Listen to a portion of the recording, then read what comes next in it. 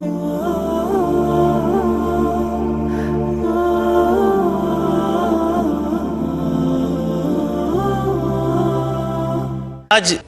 لوگ بھی یہ تسلیم کرنے لگے ہیں کہ سود نے دنیا میں بہت تباہی مچائی ہے.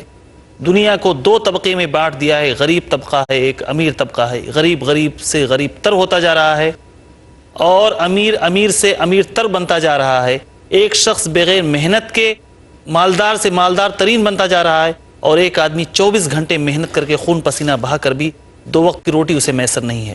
تو آج جو ہم سسٹم دیکھ رہے ہیں، لوگ بھی یہ ماننے لگے ہیں کہ ہاں، سود کی قباحتیں بے شمار ہیں، اس کی مضرتیں بے شمار ہیں.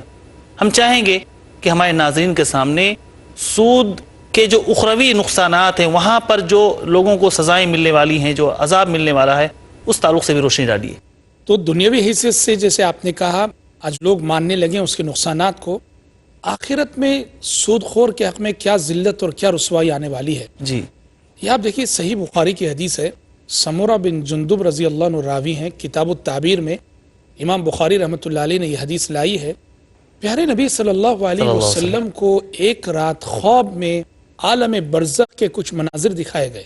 برزخ کی زندگی، جو موت کے بعد کی زندگی ہے. تو پیارے نبی فرماتے ہیں کہ خواب میں میرے پاس 2 شخص آئے اور وہ تھے جبریل علیہ السلام اور میکائیل علیہ السلام، اور آپ کو لے گئے. بہت سارے مناظر دکھائے، کچھ مناظر جنتیوں کے اور کچھ مناظر جہنمیوں کے. اس میں سے ایک منظر یہ تھا کہ ایک جگہ آپ نے دیکھا کہ ایک بہت بڑا تالاب ہے خون کا، خون اور زخموں سے رسنے والا جو پیپ وغیرہ ہوتا ہے، جی، ویسا تالاب ہے. اور ایک شخص اس تالاب میں تیر رہا ہے اور وہ کوشش کر رہا ہے کہ کسی طرح سے وہ کنارے پہنچ جائے. بڑی محنت سے تڑپتے ہوئے اس خون کے تالاب میں، اس پیپ کے تالاب میں بڑی محنت سے، بڑی کوشش کے بعد وہ محنت کر کے کنارے پہنچتا ہے. تو تالاب کے کنارے ایک اور شخص کھڑا ہوا ہے جس کے ہاتھ میں پتھر ہیں. وہ جیسے ہی کنارے پہنچتا ہے، وہ پتھر اس کے منہ میں دے مارتا ہے. جیسے ہی پتھر اس کے منہ میں لگتا ہے، پھر سے وہ درمیان تالاب میں پہنچ جاتا ہے.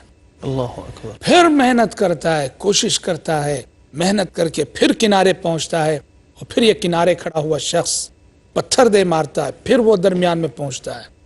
میرے نبی نے پوچھا کہ جبریل، یہ کون شخص ہے، یہ کون بد نصیب ہے جس کے حق میں اتنی بڑی ذلت اور رسوائی آ رہی ہے؟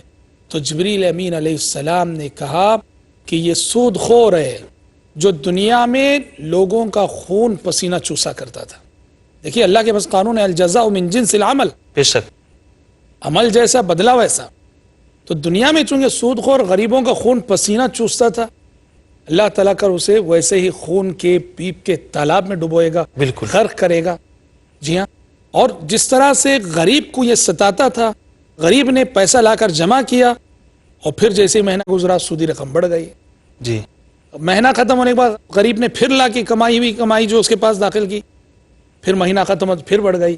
ویسے ہی اس کی محنت بھی، جیسے جیسے محنت کر کے کنارے پہنچتا ہے، پھر درمیان میں، جیسے جیسے کنارے پہنچتا ہے پھر درمیان میں. تو یہ پیارے نبی نے عالم برزخ کا ایک منظر، اور برزخ حقیقت میں آخرت کا حصہ ہے. جی، سفر آخرت کا ایک مرحلہ ہے وہ. جی، تو ایسی ذلتیں اور ایسی رسوائیاں اس کے حق میں قیامت کے روز آنے والی ہیں، اور جہنم کا جو عذاب ہے وہ تو والعیاذ باللہ. اللہ. جی، بے شک.